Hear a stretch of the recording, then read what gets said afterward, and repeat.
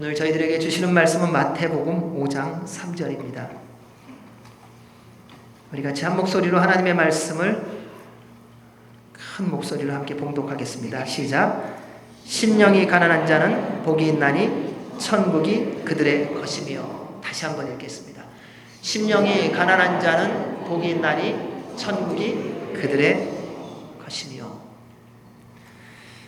하나님은 사람을 지으실 때 처음에 복되게 지으셨습니다. 이는 어떤 조건이 있거나 대가성이 있는 복이 아니라 먼저 하나님께서 일방적으로 하나님이 사랑하는 하나님께서 창조하신 인간에게 복을 주시며 복되게 살라고 하셨다는 사실입니다. 창세기 1장 28절에 그래서 이렇게 기록되어 있습니다. 하나님이 그들에게 복을 주시며 하나님이 그들에게 이르시되 생육하고 번성하여 땅에 충만하라. 땅을 정복하라. 바다의 물고기와 하늘의 새와 땅에 움직이는 모든 생물을 다스리라 하시니라. 하나님이 복을 주시면서 모든 것을 다 주셨다는 것입니다.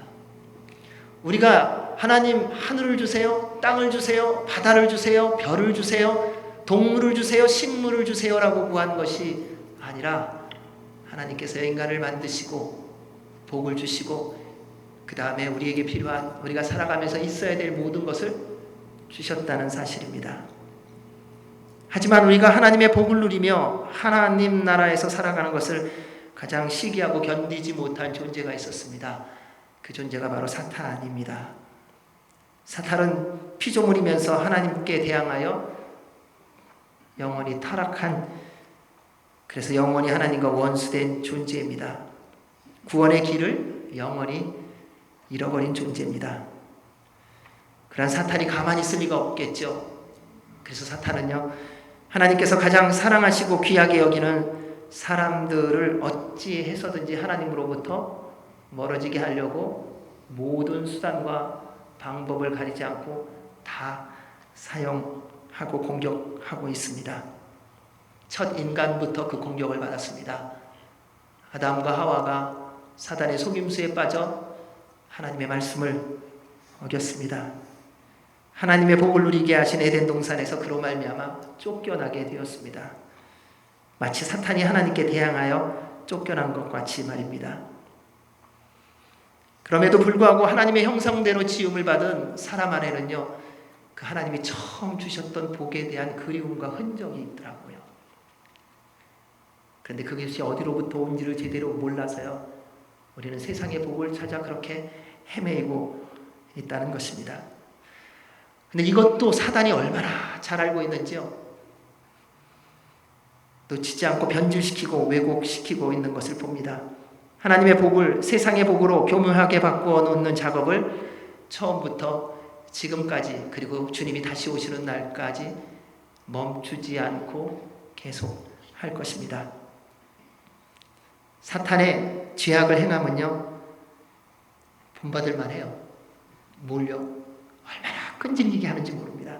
사탄이 죄를 지을 때 그 성실함, 사탄이 악을 행할 때 그 신실함과 그 지속성, 포기할 줄 모르는 그 자세, 사탄이 누군가를 한 명을 딱 집으면요, 그 영혼이 주님으로부터 떠날 때까지 포기하지 않는 그 집중, 선택과 집중, 아주 대단합니다.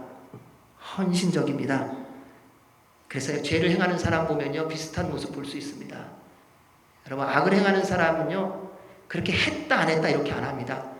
아주 신실하게 죄를 져요.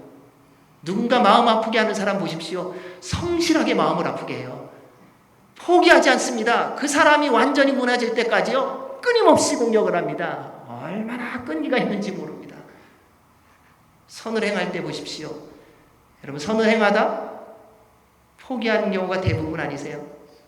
여러분, 미운 사람 공격할 때는 포기하는 법 없으시죠?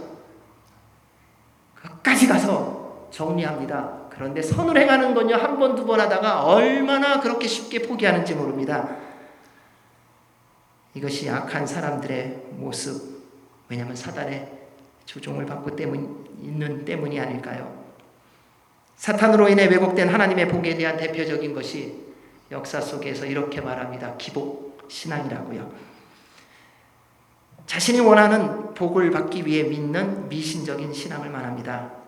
여러분, 예수님을 믿으면요, 구원받고 복을 받는 게 미신 아니에요. 우리는 그러니까요, 예수님 앞에서도요, 주님 복 주세요라는 기도하는 것을 마치 기복신앙이라고 하는 오해를 갖고 있어요.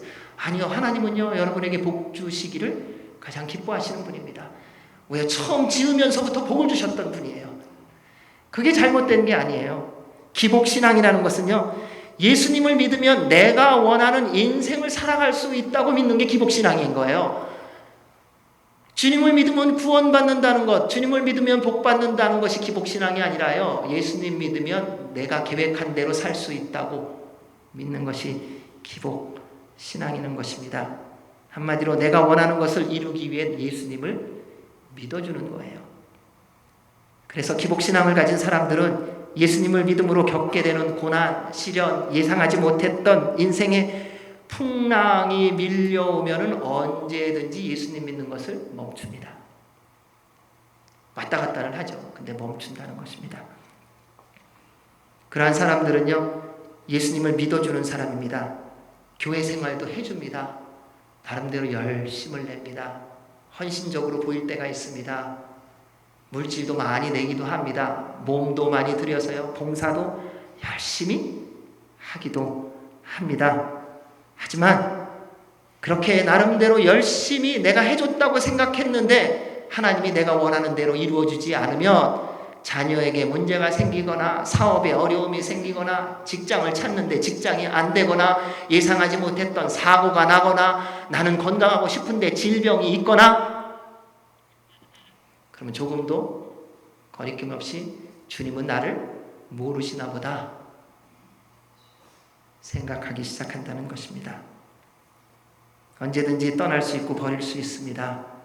예수님을 인생의 도깨비 방망이나 요술 방망이, 보디가드 정도로 생각하는 거죠. 주인은 언제나 자기 자신입니다. 예수님은 내가 원할 때 등장하기만 하면 돼요. 그분은 진이로 계시면 되지 나의 주님으로 계시면 안 돼요. 내 주인이 아니라는 거예요. 내가 주인으로 삼아주는 거예요. 그러므로 내가 명령할 때는 주님은 언제든지 등장하셔서 내가 원하는 대로 행해야 되는 거예요.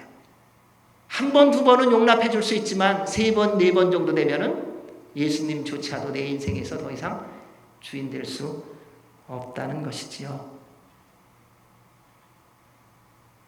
이것이 바로 기복신앙입니다. 그리고 이것이 바로 우상숭배라는 것입니다. 예수님은 우상숭배 같은 예배와 찬양과 기도와 헌신을 전혀 기뻐하시지 않습니다. 여러분, 그렇게 드려지는 예배는요, 눈물을 흘릴지 몰라요.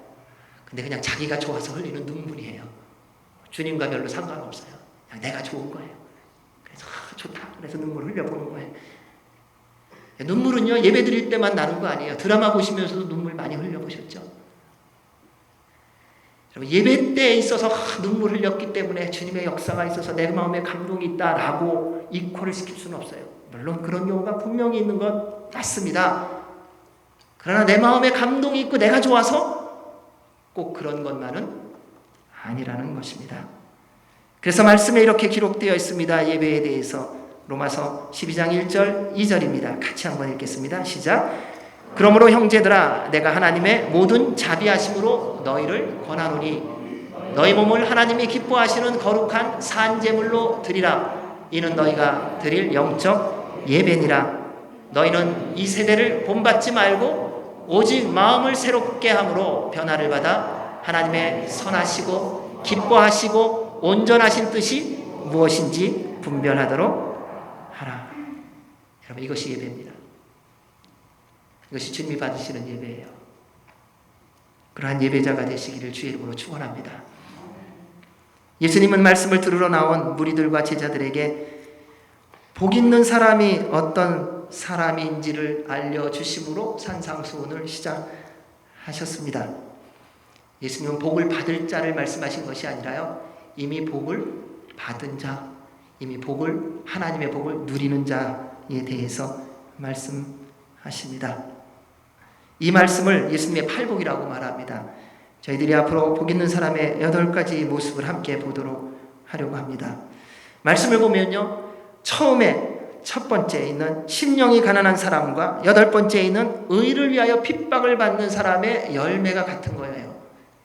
하나님의 나라가 그들의 것이다. 시작과 마지막이 같은 것을 볼 수 있습니다. 그리스도인은요, 예수님을 믿음으로 말미암아 하나님의 나라를 소유함으로 시작하고요, 인생을 살아가면서요, 여러 가지 많은 일들 속에 주님과 동행하며 살며 마지막 순간 주님이 부르시는 그날, 주님 앞에 서는 그날, 주의 품에 안기는 그날, 의를 위하여 핍박을 받은 자로, 그 복 있는 자로 살아가다 주의 영원한 나라에 들어가는 것으로 인생을 마무리하기 때문에 그렇습니다. 예수님께서 말씀하신 복 있는 첫 번째 사람의 모습입니다. 첫째, 심령이 가난한 사람입니다. 우리 3절 다시 한번 읽겠습니다. 시작. 심령이 가난한 자는 복이 있나니 천국이 그들의 것이며. 여러분, 무엇을 하든지 처음이 중요하지요. 그것은 첫 단추와 같습니다. 일을 할 때도 마찬가지입니다. 일을 잘하는 분을 보면요, 순서가 있더라고요. 일을 못하는 사람의 특징이 있어요. 마구잡이에요. 그래서 조립을 할 때 보면 알 수 있습니다. 조립을 잘하는 사람은요, 먼저 설명서를 보더라고요. 그리고 나서 조립을 어떻게 할지 모든 부품을 필요한 곳으로 다 펼쳐놓고 다 정리를 먼저 해놔요. 순서예요. 그리고 나서 순서대로 하나씩 조립품을 완성해 갑니다. 처음이 잘못되면 이후로 고쳐지지 않는 한 계속 잘못되어지기 때문에요. 저는 예전에 이 조립하는 거를 참 좋아했던 사람입니다. 그러니까 처음에 이제 조립하다가 좀 되니까요, 교만해지더라고요. 사람이 뭔가 조금 잘해지면 교만해져. 그 다음에 한동안 설명서를 안 보더라고요. 아, 이 정도야. 그러면서 조립품을 펴놓고 맞추는데요, 어디까지 갔냐면 거의 다 끝났는데 하나가 중간에 잘못된 거예요. 근데 잘못된 게 거의 처음이었더라고요. 아유, 몰라 하고 맞추면 좋겠는데 그렇게 해서 맞춰서는 완성이 되어지지 않는 거예요. 그러면서 다 풀릅니다. 풀으면서 제 모습을 보니까 그냥 저한테 화가 나 있더라고요. 이 바보야, 이 뭐야, 이것도 제대로 못 보냐. 그러면서 잘난 체는 하냐. 계속 하나하나 조립품을 다시 조립하면서 풀으면서요, 저한테 원망하고 불평하고 그러더라고요. 그래서 그러면서 그 다음부터는 무엇인가를 맞출 때 되면 먼저 설명서를 처음에 한번 다 봅니다. 그리고 하나씩 준비해 가게 되었습니다. 사랑하는 여러분, 우리 인생도 마찬가지입니다. 우리가 복 있는 사람으로서 살아가기 위해서, 그래서 예수님께서 제일 먼저 하신 게 바로 심령이 가난해져야 한다는 것입니다. 이곳에서 사용하신 가난한 자라는 말은요, 절대적 빈곤에 사용되는 말입니다. 성경인물 중에 거지나서 아시죠? 그리고 또 왜 예수님께서 말씀하셨을 때 과부가 생활비 전체인 2렙돈을 헌금했다. 그러니까 자기 전부를 헌금했다. 자, 이 가난하다라는 거에 있어서 그 과부의 가난함, 그리고 나사로의 가난함에 쓰였던 말이 바로 이 가난한 자, 이 말입니다. 그러니까 절대적 빈곤이라는 겁니다. 오늘날 누구도 원하지 않는 단어죠. 여러분, 이렇게 가난하기 원하시지 않으시잖아요. 이런 가난이라는 단어조차 이제는 나로부터 영 떨어지기를 원하는 게 우리의 마음 아닙니까? 가난하다는 게 무엇 때문에요? 가난하다는 건 아무것도 없다는 것이기 때문에요. 세상에서 가난을 싫어하는 이유는 분명합니다. 어딜 가든지요, 대접 못 받아요. 멸시받아요. 나 별로 관심 안 가져줘요. 무시해요. 밥을 먹으러 가서요, 여러분 식당 가갖고 한번 불쌍한 목소리로 얘기해 보십시오. 주인장님, 죄송합니다. 제가 너무 배고파서 그러는데 나중에 돈 벌면 음식값 낼게요. 지금 제가 배고파서 죽을 것 같으니까 밥 한 그릇만 주세요. 물론 주는 사람도 있을 겁니다. 대부분 안 주죠. 자, 이 질문을 여러분에게 한다면, 여러분이 음식점을 하고 계세요. 그런 사람이 왔어요. 그렇게 얘기할 때 지금은 주신다 그러겠죠. 근데 달라 그러면요, 우리가 가진 경험이요, 어떤 쪽으로 가는가 봤더니요, 이 한 사람 주면 또 와. 그래서 안 주더라고요. 우리는 그래서 가난을 얼마나 싫어하는지 모릅니다. 자기가 원하는 대로 할 수 있는 것 아무것도 없습니다. 어느 시대보다도 발전의 속도가 빠르고 모든 것이 풍성한 오늘날 왜 이리도 빈부의 격차는 더 심화되는 것일까? 예전에 비해서 훨씬 더 많이 먹고 누리며 즐기며 사는데 왜 우리는 더 불만과 원망이 많아지는 것일까? 이 시대를 물질 만능주의 시대라고 말합니다. 이제는요, 뭐 유전, 무죄, 무전, 유죄라는 말도 안 하더라고요. 왜요? 그건 그냥 당연한 거예요. 요즘에는 이게 대물림이라고 그러지 않습니까? 금수저, 흙수저. 이러한 모습이 세상 속에서만 있는 것이 아니라 하나님의 공동체 안에서도 예수님 시대에도 있었다는 것입니다. 그래서 야고보 사도가 이렇게 고백을 했습니다. 야고보서에서요. 2장 2절에서 4절인데요. 만일 너희가 회당에 금가락지를 끼고 아름다운 옷을 입은 사람이 들어오고 또 남루한 옷을 입은 가난한 사람이 들어올 때에 너희가 아름다운 옷을 입은 자를 눈여겨보고 말하되 여기 좋은 자리에 앉으소서 하고 또 가난한 자에게 말하되 너는 거기 서 있든지 내 발등상 아래에 앉으라 하면 너희끼리 서로 차별하며 악한 생각으로 판단하는 자가 되는 것이 아니냐. 여러분 왜 어디를 갈 때 좋은 차 타고 가세요? 사업을 하는 분이 왜 이렇게 비싼 차를 사나요? 자기 형편에 안 맞는데. 왜 다른 사람의 식사를 대접할 때 호텔 가서 밥을 사주는 이유가 무엇인가요? 세상의 기준은요, 보암직한 것에 마음이 너무 많이 빼앗겼다라는 것입니다. 야고보 사도가 이런 고백을 하지 않습니까? 성전을 왔는데, 회당에 왔는데, 하나님을 만나러 왔는데, 예배드리러 왔는데, 그런데 예배드리러 온 사람을 보는 것이 아니라 그 사람이 어떤 사람이냐, 부자냐, 가난하냐를 보았다는 거예요. 그래서 가짜가 많아지더라고요. 다이아몬드 반지, 가짜가 대부분이잖아요. 모피라고 있기는 했는데요, 다 짝퉁이에요. 가방을 들기는 했는데요, 이태원에서 사온 거잖아요. 거기에 내 입만 있으면 되는 거예요. 왜 그것만 보면은 아, 저 사람 괜찮구나. 이것이 세상에 보는 눈 아닙니까? 근데 우리는 그런 거를 싫어합니다. 에이, 사람을 그런 걸로 보면 되냐고. 그러면서 정작 나도 그러한 사람이 되려고 애쓰고 노력하는 이유는 무엇 때문입니까?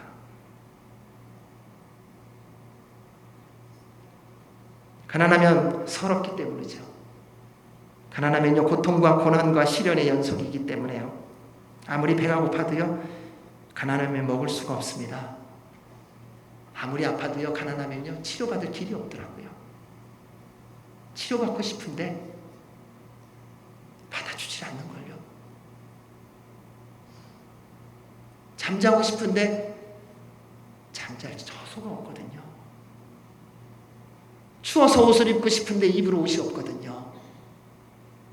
부모님을 만나러 가야 되는데 타고 갈 차가 없어요.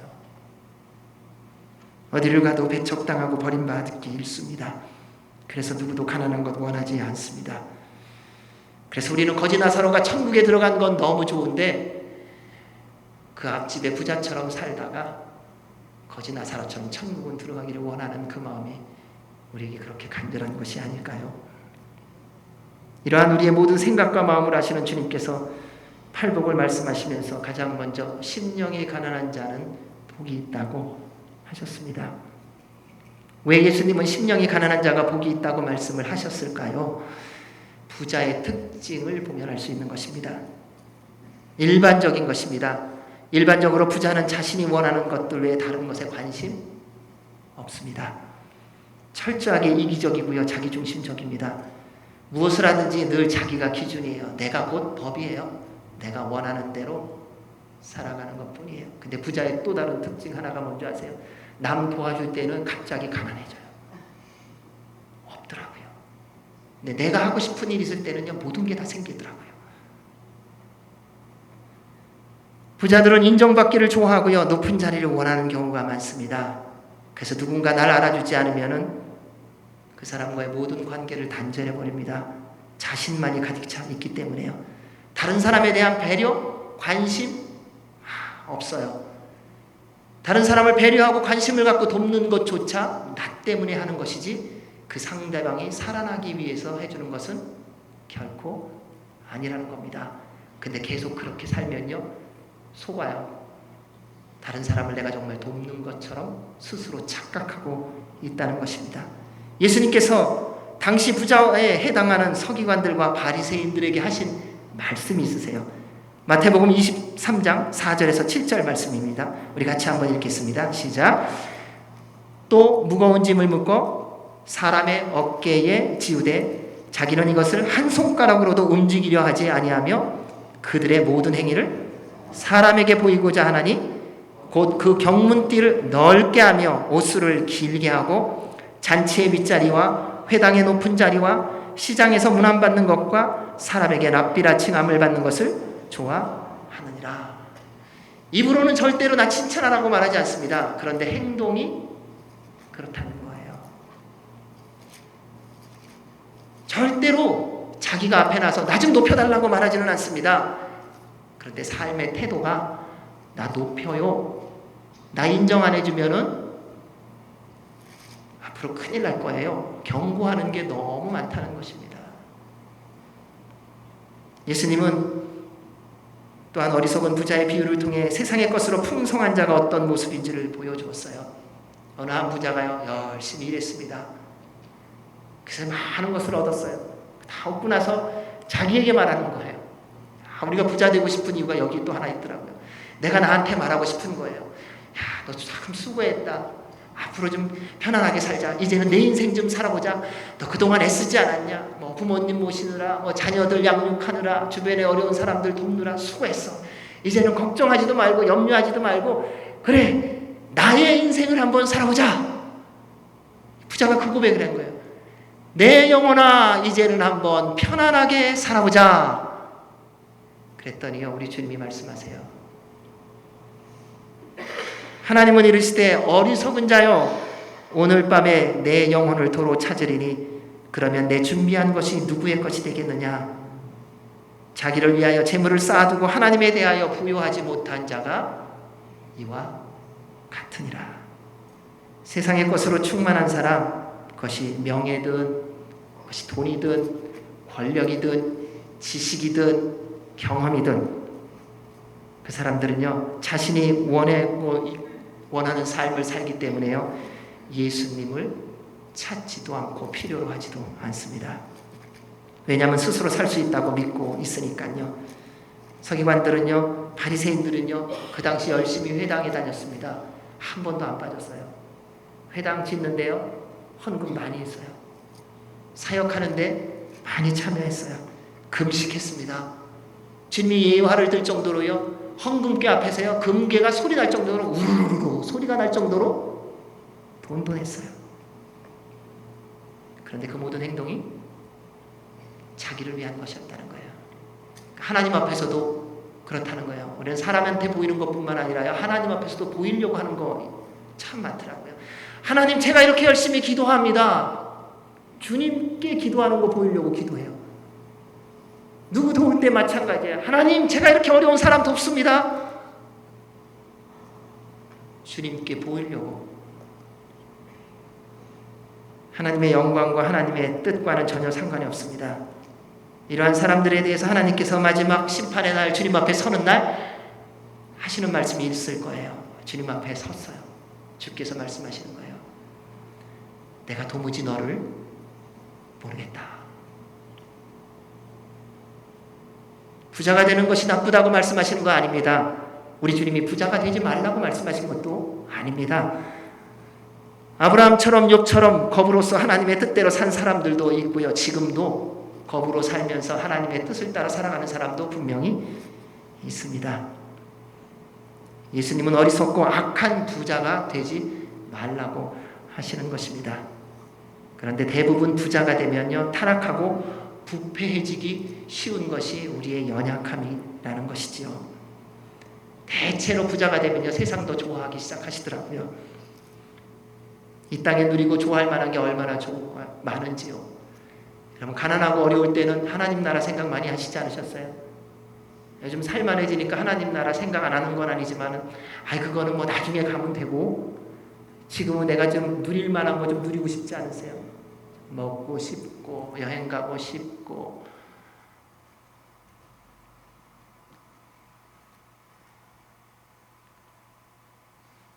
그런데 가난한 사람은요, 다르더라고요. 교만하라고 해도요, 교만할 수가 없어요. 아무도 날 봐주지 않거든요. 살기 위해서라도요, 다른 사람 말을 들어야 되더라고요. 다른 사람 말을 듣는 게 좋아서 아니에요. 내가 가난하기 때문에요. 들어야 살으니까는 듣는 것 뿐이에요. 내가 도움을 받아야 되니까 듣는 거지, 나도 돈 있으면요, 그 사람 말 절대 안 듣지요. 지금은 아쉬우니까 듣는 것 뿐이에요. 그런데 그럼에도 불구하고 그게 은혜고 복이라는 거예요. 그 참 희한하죠. 적은 일에도요, 그리고 작은 일에도요, 감사하더라고요. 하나님의 은혜인 줄 알아요. 누군가 조금이라도 이유 없이 도와주면요, 그게 그렇게 감사할 수밖에 없어요. 하나님이 또 날 기억하셨구나. 하나님이 또 내 기도를 들으셨구나. 아무도 나를 모르는데 하나님이 또 나와 함께 하시는구나. 가난하면요, 누군가 도움을 받아야 되고 누군가를 의지하며 살아가야 하기 때문입니다. 모든 게 아쉽고요, 또 모든 것이 주어지면요, 감사하고 그렇게 좋을 수 없어요. 희한한 것은 넘칠 때 감사가 넘치는 게 아니라요, 가난할 때 감사가 넘치더라는 거예요. 그래서 예수님께서 말씀하신 거예요. 심령이 가난한 자는 복이 있다. 이곳에서 자세히 보아야 할 말씀은 바로 심령이 가난해야 한다는 것입니다. 물질적으로 가난하지만 또 심령이 가난하지 않은 사람도 있기는 해요. 아주 어떻게 해결해야 될지 모르겠어요. 말씀을 보면 예수님은 심령이 가난하면 복이 있다고 그랬어요. 가난하면 복이 있다 이렇게 말씀 안 하셨어요. 그래서 난 가난하니까 복이 있는 사람이네. 아니요, 그거는 아니에요. 또 심령이 가난할 때 복이 있다는 거예요. 우리에게 심령을 주신 분이 하나님이세요. 우리의 마음은요, 처음에 하나님께서 마음을 주시고 그 안에 하나님의 복으로 충만케 하셨어요. 그게 뭐냐면요, 하나님으로 충만케 하신 거예요. 살아계신 하나님으로 우리 안에 가득 채워주신 거예요. 그 하나님이 내 안에 전부가 되어지는 복을 누리게 하신 거예요. 처음 아담과 하와를 보십시오. 그들이 뭘 소유했어요? 집이 있었어요? 나무가 있었어요? 땅에 소유가 있어서 땅 문서가 있었습니까? 집 문서가 있었습니까? 차량을 갖고 있었습니까? 무슨 옷 한 벌을 갖고 있었습니까? 아무것도 없었어요. 그런데 그들이 가진 것 딱 하나였어요. 하나님. 그들은 세상적인 소유는 아무것도 없었는데, 그런데 그 모든 것을 지으신 하나님을 소유하고 살았던 것입니다. 하나님께서 여러분의 소유시라는 거예요. 그런데 죄로 인해 우리의 심령이 세상으로 충만해져 버렸습니다. 죄로 물든 심령에 세상의 모든 거짓되고 타락한 것들이 들어오지 않았습니까? 미움, 시기, 질투, 저주, 판단, 소문내는 것, 쾌락, 음란함, 물질에 대한 욕심, 거짓말, 비교하고 싸움 붙이기. 세상 외에는 아무 관심 없습니다. 아니, 나 외에는 아무에게도 관심이 없는 것입니다. 왜냐하면 더럽고 어둡고 부패되어진 마음 때문입니다. 거룩하고 순전한 것이 도무지 들어갈 수가 없다는 것입니다. 마치 빛과 어둠이 분리된 것과 같아요. 주님, 저 빛을 원해요 말하지만 그 빛이 들어갈 공간이 없다는 것이죠. 심령이 가난하다는 것은 자발적인 마음으로 가진 것을 포기하여 내면적 그리고 물질적으로 가난하게 된 것, 자원하여 가난하게 된 것을 의미합니다. 강제로 한 거 아니라는 거예요. 너 이렇게 안 하면 죽어. 너 이렇게 안 하면 어떻게 되는지 두고 볼 거야. 뭐 이런 경고도 아니에요. 그냥 본인이 자원하여 한 것이라는 겁니다. 자원하는 마음으로 선택하여 영적으로 육적으로 청빈의 삶을 살아가는 것입니다. 예수님께서 제자가 되고자 하는 제자들에게 말씀하신 게 있지 않습니까? 누구든지 나를 따라오려거든 자기를 부인하고 자기 십자가를 지고 날마다 나를 따를 것이니라. 성경에서 이러한 모습을 보여준 인물들이 있습니다. 그 가운데 예수님의 제자였던 베드로와 안드레, 그리고 세베대의 아들 야고보와 요한이 있습니다. 예수님께서 바닷가를 거니시다가 그들을 만나셨어요. 그리고 말씀하셨어요. 나를 따르라. 내가 너희로 사람 낚는 어부가 되게 하리라. 그 주님의 부르심을 듣고 이 두 가정의 형제들은요, 모든 것을 그 자리에서 버리고 주님을 따릅니다. 그들이 곧 그물을 버려두고 예수를 따르니라. 그들이 곧 배와 아버지를 버려두고 예수를 따르니라. 그동안 평생 어부로 살았던 사람들입니다. 그들이 예수님의 제자로서 부르심을 받으며 따라가기 위해서 모든 재산, 자신들의 모든 미래를 스스로 버리고 예수님을 따랐습니다. 예수님 따르기 위해 영적으로 육적으로 가난한 길로 들어선 것이지요. 그리고 3년 동안 주님과 함께 동행하며 듣고 보고 배웠습니다. 십자가를 보고 부활을 보고 그리고 성령님의 충만함을 통하여 온전한 심령의 가난한 자의 삶을 살아갔던 것을 봅니다. 사도 바울도 마찬가지입니다. 그는 장래가 창창했던 젊은이였습니다.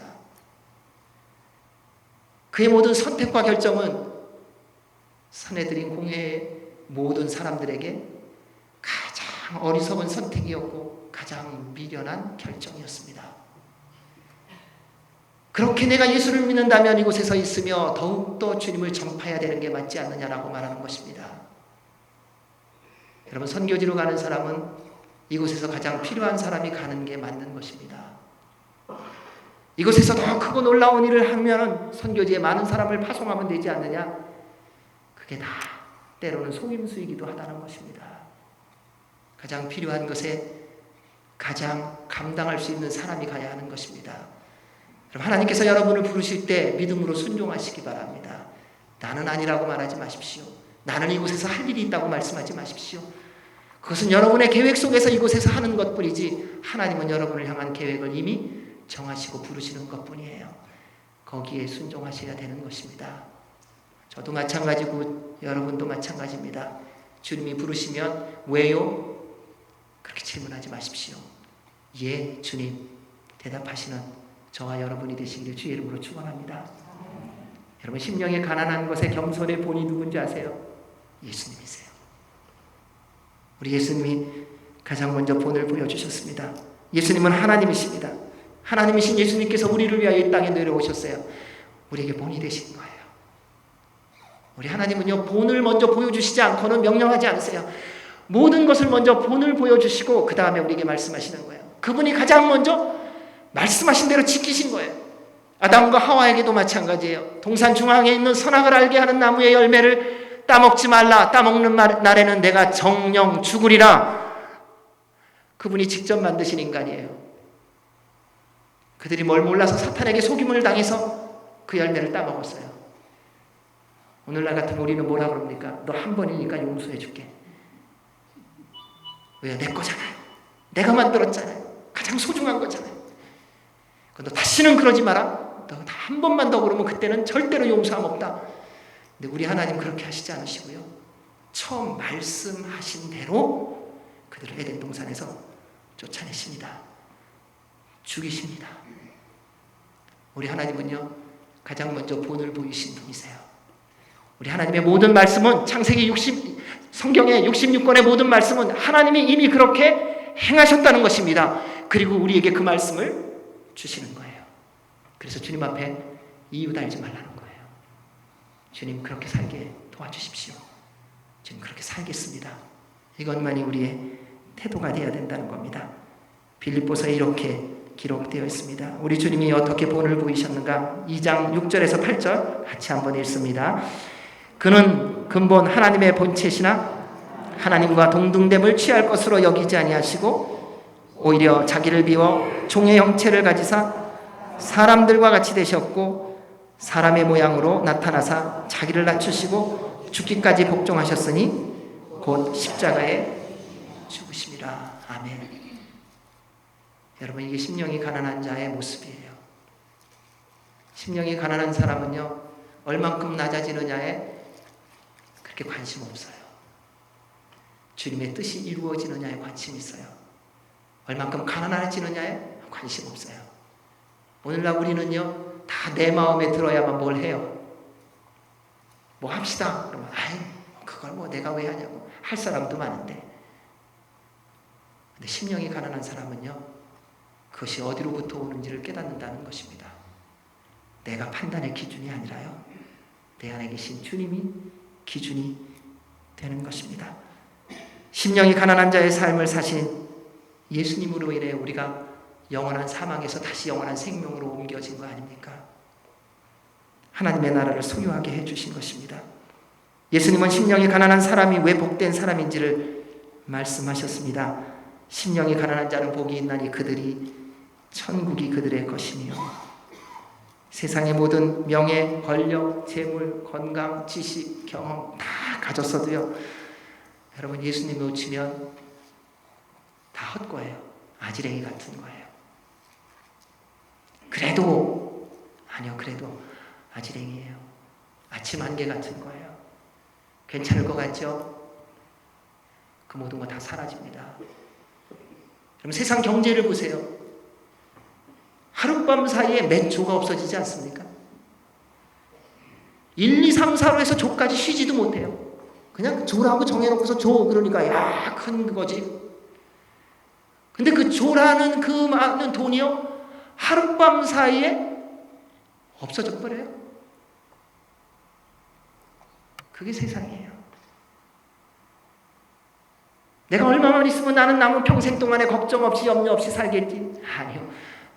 하룻밤에 사라져요. 다 모아놓고 내 방에다가 꽉 채워놓고 누구도 못 가져가. 그래서 현찰로 갖고들 계시잖아요. 그렇죠? 방에다가 막 채워놨더니 하나님이 오늘 너 와라. 여러분 이것을 어떻게 해야 깨달을까요? 예수님을 믿어야 깨닫습니다. 예수님을 믿어야 심령이 가난해집니다. 심령이 가난해져서 예수님 믿는 거 아니에요. 그래서 예수님 못 믿더라고요. 왜요? 내 노력, 내 수고로 심령은 가난해지지 않아요. 지금 어제 마음이라도 생각해 보세요.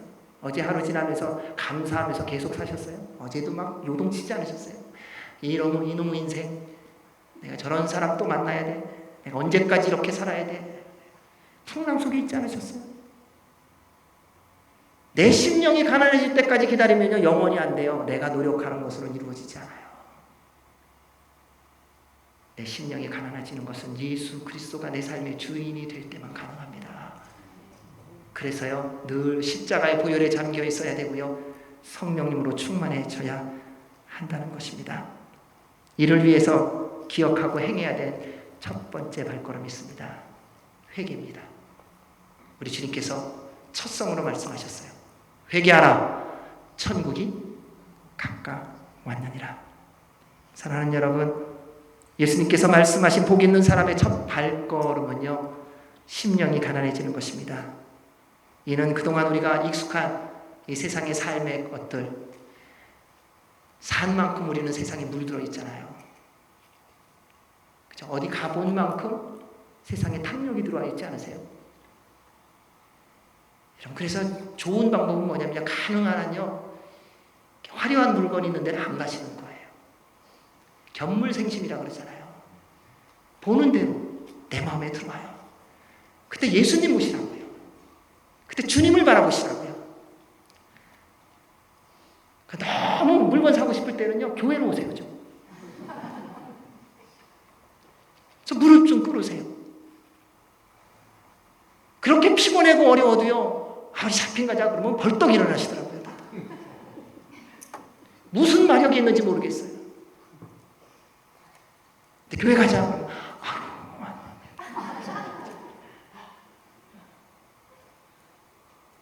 여러분의 중심에 누구냐가 주인이에요. 누가 주인이냐는 거예요. 그러한 모든 악한 것들에 대하여 철저하게 회개함으로, 거룩함을 회복함으로 시작하시기 바랍니다. 이를 위해 날마다 예수님의 보혈에 잠기십시오. 그리고 숨쉬는 순간마다 성령님 충만을 구하십시오. 그래서 거룩한 하나님의 사람으로 거듭나시기 바랍니다. 그로 인해 여러분 남은 모든 평생 동안에 여러분의 심령, 그 중심에 예수 그리스도가 주인이 되셔서 주님이 말씀하신 대로 이 심령이 가난한 자로 하나님 나라를 소유한 자답게 주님의 영광, 주님의 기쁨이 되시기를 주의 이름으로 축원합니다. 아멘. 기도하겠습니다. 하나님 아버지, 우리 안에 있는 모든 죄악들 보혈로 씻으시고 성령님의 불로 태워주시고 거룩하게 하여 주옵소서. 그로 말미암아 우리의 남은 모든 평생이 예수 그리스도가 주인이신 심령이 가난한 자가 되어 복 있는 사람으로 천국을 소유한 자답게 주님의 말씀을 이루어가는 은혜와 복이 있게 하여 주옵소서. 예수님 이름으로 기도하옵나이다. 아멘.